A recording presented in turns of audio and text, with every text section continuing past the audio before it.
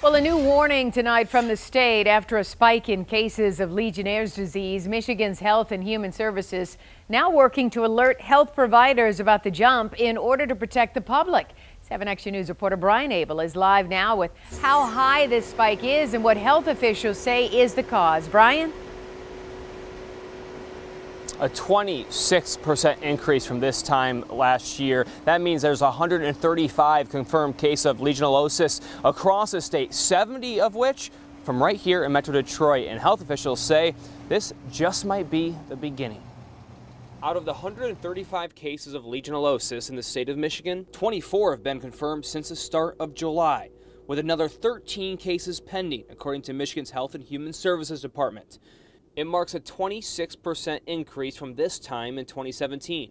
The health department saying the spike matches a national rise in the respiratory infection. Legionnaires is most common in the summer and early fall. When warming, stagnant water allows bacteria to grow more. Because this is a serious problem when it does happen, and when not treated and not recognized early, it can cause people to die. Sandy Sims knows the very real danger of Legionnaires all too well. My aunt, Lena Newkirk, became very ill and undisclosed. They didn't know what was wrong. It was Legionnaires' disease. Sandy says it was traced back to a faulty room humidifier. It was an awful suffering. It was an awful death. Her extremities turned black, and she basically became comatose. Not everyone exposed to the contaminated water particles in the air will become infected. The health department says the most at risk are over the age of 50, current or former smokers, those with chronic lung disease, and people with weakened immune systems.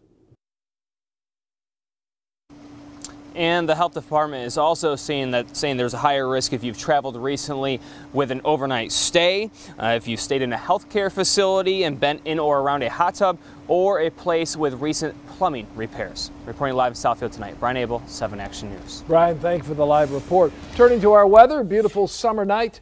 People have been enjoying it. It's still warm out there, but come morning there could be a change. 7 First Alert meteorologist Dave Rexroth, our chief, with what we should expect when we wake up. Dave? Yeah, a lot of warmth out there today. Look at these highs now. 92 in Detroit, almost everybody else at 90.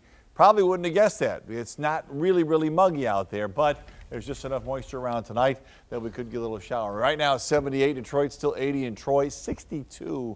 A different story in Ann Arbor. So the next few hours, clouds build up a little bit. I think toward morning, a very slight chance for a shower. And tomorrow in the morning, an opportunity to get wet. But even if you do, it's not a very good chance. But even if you do, it's not much rain.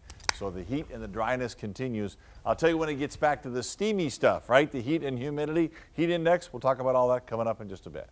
All right, Dave, thanks. A mother is speaking out tonight about her heartbreaking tragedy. Her baby drowned in the basement after a terrible fall. 7 Action News reporter Andrea Isom tells us the mom wants to set the record straight about who was supposed to be watching her child.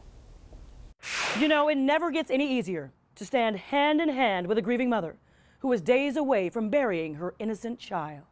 Maybe a lot of things,